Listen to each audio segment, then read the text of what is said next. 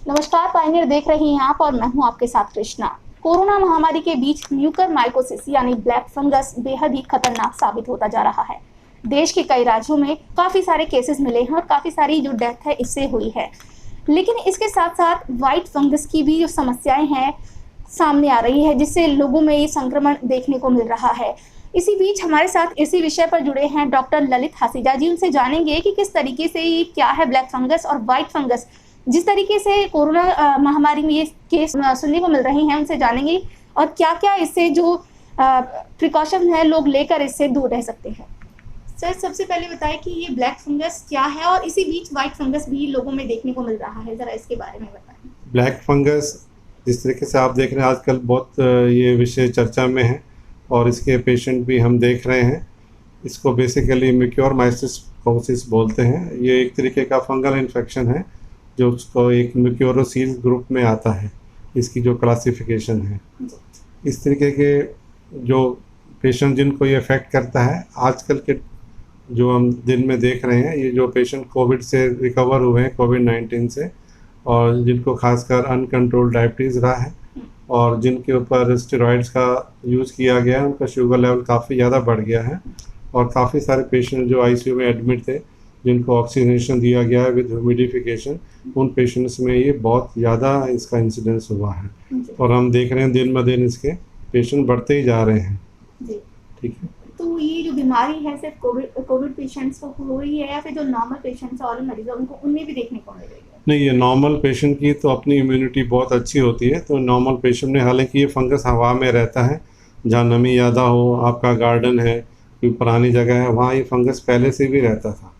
But अब कोविड-19 में जब पेशेंट्स की जब इम्यूनिटी और कम हो गई है, स्टेरॉइड देने से उनको फ़र्क पड़ा है, डायबिटीज़ वालों का ऑलरेडी सिस्टम थोड़ा कंप्रोमाइज़ होता है। और ये पहले जो पेशेंट्स को होता था, समझ लीजिए कि जिन पेशेंट की इम्यूनो सप्रेशन देते थे, जैसे किडनी ट्रांसप्लांट का है, हार्ट ट्रांसप्लांट का है, लीवर ट्रांसप्लांट्स का है, उन पेशेंट्स में कभी कभी होता था। बट अब वो समझ लीजिए अगर वो 1 लाख में 1 होता था, तो अब 1 लाख में 14 पेशेंट्स को हो रहा है। इसी बीच व्हाइट फंगस को लेकर भी कुछ समस्याएं सामने आ रही है लोगों में कि हाँ जी, ये क्या है और किस तरीके से ये लोगों को अफेक्ट करता है। वाइट फंगस म्यूकोरमाइकोसिस से बिल्कुल अलग है। इसको यूजुअली हम कैंडिडा बोलते हैं। ये कॉमन इन्फेक्शन है। ये तो पहले भी नॉर्मल पेशेंट को भी हो सकता है, जो पेशेंट शुगर के हैं या किसी भी नॉर्मल लंबी दवाई बीमारी में है, ये उनको हो जाता है। बस मेनली इसका इफेक्ट मुंह में, गले में और लंग्स में ज़्यादा होता है और ये जल्दी ट्रीट हो जाता है, ज़्यादा लाइफ को डेंजरस भी नहीं है।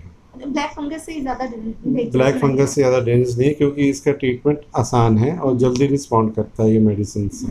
म्यूकोरमाइकोसिस में पेशेंट की लाइफ को खतरा है अगर ट्रीट नहीं करा जाता है। वो आंखों को ज़्यादा इफेक्ट कर रहा है, तो क्या रीज़न है कि जिससे कुछ लोगों की आंखें भी निकालनी पड़ रही है, ऐसा कुछ सुनने में भी आया है? देखिए, म्यूकोरमाइकोसिस आपकी बॉडी में नाक से या गले के थ्रू प्रवेश करता है। गले में मोस्टली ये डिस्ट्रॉय हो जाता है सलाइवा से, और नाक में ये अंदर काफ़ी स्पेसिस होते हैं जिसमें साइनस बोलते हैं। सबसे पहले ये साइनस को इन्वेड करता है। साइनस के बाद जो इसका साइनस जुड़ा होता है आँख से और साइड में, और ऊपर जुड़ा होता है ब्रेन से। जब साइनस में इन्फेक्शन हो रहा होता है तो पेशेंट को ज़्यादा मालूम नहीं होता है। जब धीरे धीरे उसकी आई बॉल की बोन में चला जाता है तो आई बॉल पे सीधा इफेक्ट करता है, क्योंकि उसकी जो ब्लड सप्लाई होती है उसको डैमेज कर देता है और आई के मसल्स को वीक कर देता है। उसके कारण पेशेंट को बहुत कम सिम्टम्स होते हुए आई की जो विज़न है वो जा सकती है। और उसके बाद अगर ट्रीट नहीं करते हैं, पेशेंट उसको लापरवाही बरतता है, क्योंकि उसके पेशेंट को सिम्टम्स होते हैं नाक बंद होना, नाक में पेन होना, सिर में पेन होना, आँख के पीछे पेन होना, फेस में नमनेस होना या तालू में पेन होना, या इसमें सिर में चला जाए तो उसमें वॉमिटिंग और सिर दर्द, चक्कर, दौरा, कुछ भी हो सकता है। तो इन पेशेंट को थोड़ा सा भी सिम्टम हो तो नेगलेक्ट नहीं करें, खासकर ऐसे पेशेंट जो कोविड-19 से रिकवर हुए हैं, जिनको स्टेरॉइड दिए गए हैं, जिनको ऑक्सीजन दी गई है और जिनकी डायबिटीज़ है, वो बहुत ज़्यादा ध्यान रखें।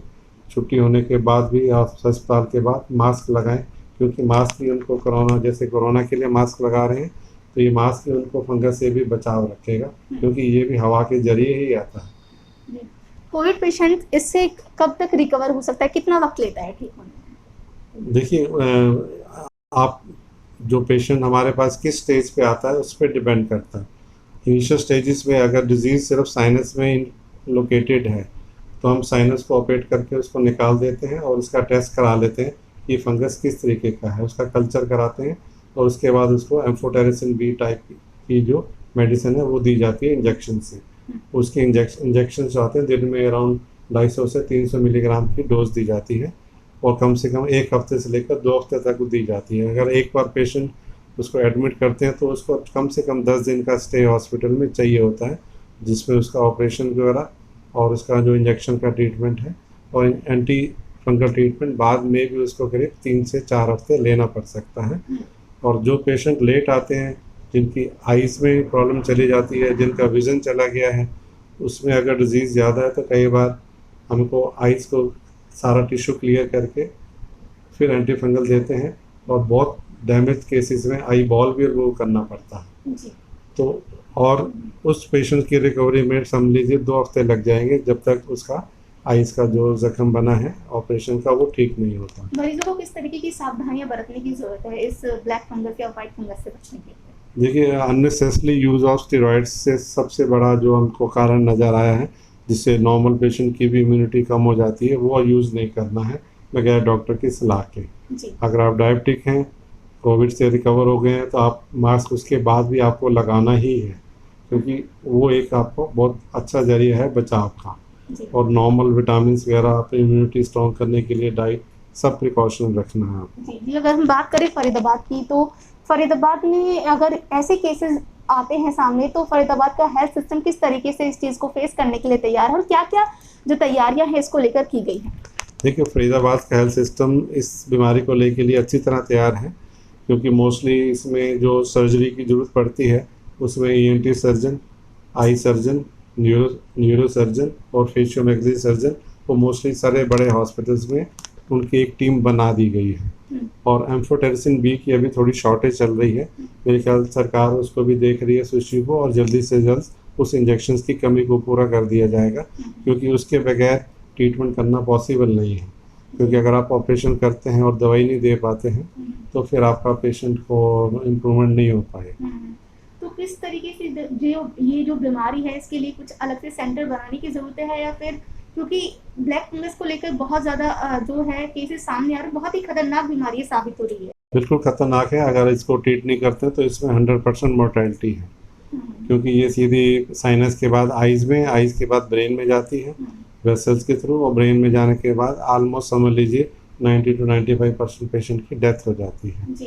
तो इसलिए इसको एक तरीके की मेडिकल इमरजेंसी ही लेके चल रहे हैं।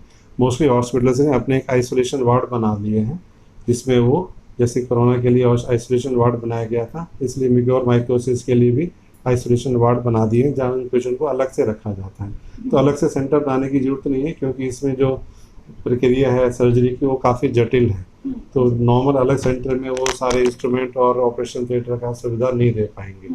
तो आप सुन रहे थे डॉक्टर ललित हासीजा जी को, जिन्होंने बताया कि ब्लैक फंगस क्या है और कोरोना महामारी के बीच ये कितना खतरनाक साबित हो रही है, और उन्होंने साथ ही साथ ये भी बताया कि किस तरीके से इस महामारी के दौर में सावधानियां बरतकर इससे दूर रह सकते हैं। ऐसे और भी विषय पर हम आपको डॉक्टर से रूबरू कराते रहेंगे और आप तक हर वो जानकारी पहुंचाते रहेंगे जो आज के दौर में आपको जानने की जरूरत है। Thank you for watching our video. Please like our video and subscribe to our channel and hit the bell icon.